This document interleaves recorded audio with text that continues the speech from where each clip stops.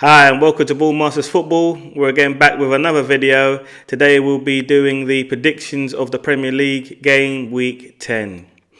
We've got some decent fixtures I'm looking forward to seeing this weekend. We've got the Brentford game, Brentford versus Brighton, that'll be on Friday, tomorrow. I've put that as considering Brentford they kind of dropped off. I know Brighton lost last week. I'm going to make this a 2-2 draw. I think both teams seem to me to be very cagey. Could be a cagey affair. I know both teams will have a threat. Danny Welbeck will obviously be a threat for Brighton. I know Ivan Toney will be a threat for Brentford. I just feel that Brentford could edge it. I think they could edge it. But in my opinion, I think it's going to be a 2-2 draw. I think there won't be nothing in it that much. I think it'll just be a 2-2 draw in my opinion. The Leicester Palace game. Now I know that Palace have been a little bit off. Leicester's been very off. I know the only bright sparks have been, Harvey Barnes, Daxter, Madison, but I say Mason Mount, Madison. I just feel that confidence is something that is very precious, and it's like a glass; it can shatter at any time. And from going and being a club that's playing Champions League football, and they were doing it for quite some time. I know Arsenal weren't in it, and I know Leicester were in it for a few seasons, or maybe 2 seasons. But I just feel that their decline has been quite sad, because I think the way that they won the league and the fashion that they did it when no one predicted it, and to see that they're going again rooted at the bottom of the table, it's quite sad. But that is just football, unfortunately. Palace, again, they're on the up. I thought to be fair, I think they've been looking lively. They've been looking brightly. I feel that they're going to win the game 3-2. So I'm going to go with 3-2 Palace in that game. Even though Leicester are at home, I'm going to go with a 3-2 Palace. Fulham, Bournemouth. Now that's going to be quite interesting, because I know Bournemouth have been again 4 games unbeaten. I know that they've taken some heavy beatings at the start of the season, which resulted in Scotty Parker losing his job. But Gary O'Neill has come in, stepped in, done a fantastic job with Bournemouth, and again, all credit to him. They won last week. I just feel that at this present moment in time, with Fulham losing, I just feel that it's not going to be much of a big scoreline in this game. I think it's going to be quite cagey. I'm going to go with Fulham to win the game 2-1. I think with Mitrovic, I think this is an opportunity for him to, again, being at home and actually, doing what he's been doing for a while now, which is scoring goals. So I know he's had a little hit of a dry spell, which again, all strikers will go through during the course of a season at times, but unless your name's Haaland. But other than that, there will be games where, you might have a 2-game drought where, and then, you turn up again and you get the odd goal, and then after that you then continue going. But yeah, I'm going to go with a 2-1 win to Fulham. The next game, which is Wolves v Forest. Now, that game, Forest, again, I know they drew their game against Villa 1-1. Wolves, again, they're a little bit of an annoying team, because you think to yourself, well,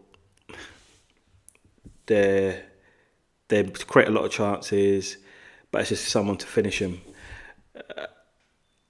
I think I've put it down as a 2-2 draw. I think it's going to be quite a tricky one. I can't see Wolves dramatically just like a light switch go bang, and then we end up, Wolves end up just shooting and scoring each time that they have a shot on goal. I think it's going to be much of the same. I know they've brought Diego Costa in. Again, it's going to be a hard one to try and keep up with the pace, especially playing against Chelsea, your old club. But it might turn it around against Forest. But I think it's going to be a 2-2 draw. I've put that down as. The next game, Spurs Everton. Now, with Spurs, as I've said before, they are a funny club, because a funny team, I should say, where they'll do well and then they'll just drop off and sit off. Defensively, they can be got at. I think you saw it in the Champions League with Frankfurt, and I think with Arsenal and against Brighton as well, you could arguably say, because I know Danny Welbeck had a lot of chances in that game. But I just feel that at home, you should be on the front foot. Actually taking the game by the scruff of the neck and going, right, the first 15 minutes, we are not letting you out of your half. And we are going to throw everything at it. We're going to press. We ain't going to allow you to play out from the back. We're going to actually make it difficult. And the fans as well will be the 12th player, 12th man, and you'll hopefully crumble under the pressure. And I think that's the attitude that Tottenham need to have at times, especially being the home side, because I think they kind of play this cautious football, and you'd think that there would be times when they can play that way, and there's times when you can just take the shackles off and actually go. And I feel that every single time when I see Tottenham play, they kind of play with that cautiousness. But I don't know whether that's Conte, the way he set them up to play that way, but that's what I'm looking at. That's what I'm looking at. They look kind of like, very cautious. They're not gun-ho, or I say gun-ho, but maybe more direct and actually going for it. I think they kind of play through the thirds a little bit too much, and I think unless they'll hit you on the counter attack. But yeah, I think I would like to see them. I like to see Tottenham be a little bit more direct, not against Arsenal, obviously. I've got that game as 3-1 to Spurs. Hopefully they'll start the game off early on the front foot, so let's see that. Villa, Chelsea. Now, again, that's going to be quite an interesting game. Villa playing at home. Again, quite a poor performance against Forest.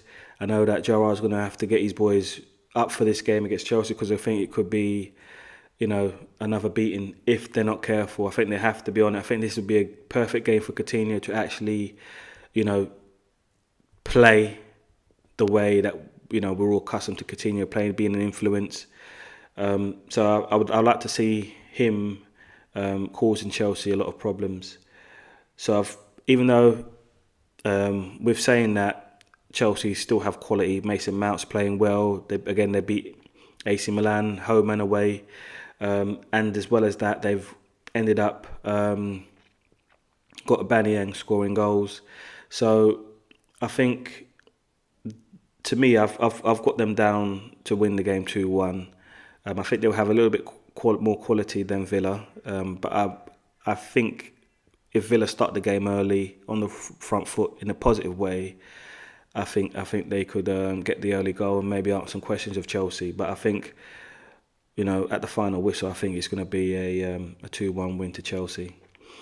Leeds v Arsenal. Now, again, Ellen Road.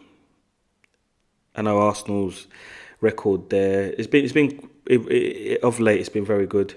I just feel that, again, especially away against these sort of teams, they just want the opportunity just to play 90 minutes and be at their best. And I think Arsenal need to be able to be at their best every single game, especially when we're sitting on top. And I think we're not sitting on top just through luck. I think it's through hard work and the way that we approach the game, and we take on things in terms of our attitudes and everyone working for the team. And I just don't want it to be in an attitude where I think, oh yeah, we're all right. It's not a problem. We can just turn up and whatever we give, whether that be less than 100%, should be enough. But they need to turn up, be dominant, and actually win the game. See out the game, get the game over in the first half. I've got them down to win this game 3-1 against Leeds. Again, I do like Leeds. I like what Jesse March is doing with Leeds. I think they have to really watch out for Aronson. I think he's their bright spark. I know Rodrigo as well, and a few of the other boys that they've got down there that are very good. I thought they caused Palace a little bit of trouble in the first half, and I think Palace just kind of ushered them out and silenced them with the 2 goals from with Isse and Edouard. Sorry. Next game is Manchester United Newcastle. So I've gone with a Man United win, 2-1 win against Newcastle. I just feel that with them playing at Old Trafford, I think Casemiro again should be in that midfield, again dominating, playing balls in. And I think when you've got the likes of Eriksen and Fernandes being possibly your creative players, I think they will create goals for sure. I just feel that it's just down to whether that be Rashford, Anthony, or whoever's up front, whether that be Martial or Ronaldo, that will finish it off. So I think they'll be quite comfortable. Don't get me wrong, Newcastle have a threat, and I feel that they are on a really good run at the minute with Almiron, Callum Wilson, Jacob Murphy, sorry. I feel that even Joe Willock, you could arguably say, Guimaraes as well. So I think there's a lot of quality in Newcastle to cause Manchester United trouble, but I think because Man United are playing at home, I just feel I've just given them the edge to win the game 2-1. But I can, however, see Newcastle getting a point out of it if they start the game positively. So I'm going to go 2-1 Manchester United. Southampton, Newcastle. Southampton, West Ham, sorry, apologies. I've gone for a 3-2 win to West Ham. Southampton at the minute, I think they're on a little bit of a drought. And I think every season, if I'm being honest, they have this, drought where they go on like a losing streak and then they end up having spells during the year where they will end up winning, 3 or 4 games on the bounce. So I think I don't know. They're a bit of a funny club, Southampton. They'll do well and then they'll just tail off and then they'll come back good again and they'll win some impressive, get some great wins against some of the top 6 teams. So, in this case, I think they're in a little bit of a hole at the minute. So I'm going to go with West Ham 3-2 because I think they're doing really well, West Ham. Last game in the Premier League of week 10 is Liverpool Man City. Now, I think it's going to be quite a tight game. I think obviously Liverpool are going to have to be switched on. I think Man City are going to be going for it. I think the Anfield's going to be electric with the fans. So you can no doubtly know that they're going to have the 12th man on that pitch with that crowd. I think they're going to make the atmosphere intimidating. I think you're going to see Liverpool that's going to go out and press, close down, make things difficult for Man City. All Man City need to do is be able just to, silence the crowd, to get the crowd silenced as early as possible. And then from there, that's when you can then just bide your time and just play your game, and then eventually you get the goals. But again, so it's easier said than done. But, that's just my opinion. If I was Klopp, it's just to, first 10 minutes, just get that crowd quiet. And then from there, you're able to then play your game and then, pop in 1 or 2 goals, create some chances, which I think you will get definitely against Liverpool defensively. And then, you should be all good. But again, Liverpool, I reckon Liverpool are going to be electric. Something tells me that Liverpool are going to win the game. I'm just saying it now. Something tells me Liverpool is going to win the game. I just got a funny feeling. But I've got Man City based on form. The way they play at the minute is amazing. Haaland, you know, with him being rested as well, and the whole team, I should say, they didn't have any Champions League game this week, so they should be all good. So I've got it down as a 3-1 win to Man City. I just think that they're going to have a little bit more quality than Liverpool. Now, who do I think will come out on top in the duel between Darwin Núñez and Haaland? I'm going to go with Haaland. I just think he's just been more consistent. You could probably say Fabinho. I could see Fabinho scoring in that game. I know he scores quite a few goals against City for Liverpool, so I don't see anything different why he don't do the same thing, because I think he's on a rich vein of form at the minute. So, I'm intrigued. I'm going to be watching the game. I'm looking forward to seeing how all the teams get on. Again, please do look out for our video. Again, I just want to say again, thank you to our subscribers and our viewers that watch us week in, week out.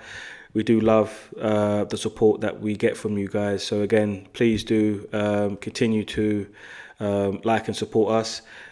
If you can, tell a friend to tell a friend about us, just to make sure more people are viewing us and liking our content. So again, thank you very much. I hope you all have a great weekend and your teams do well. Hopefully any of the Leeds fans watching, hopefully Arsenal's going to win, hopefully. Upset your weekend. But yeah, thank you for watching, and until next time, take care now. Bye.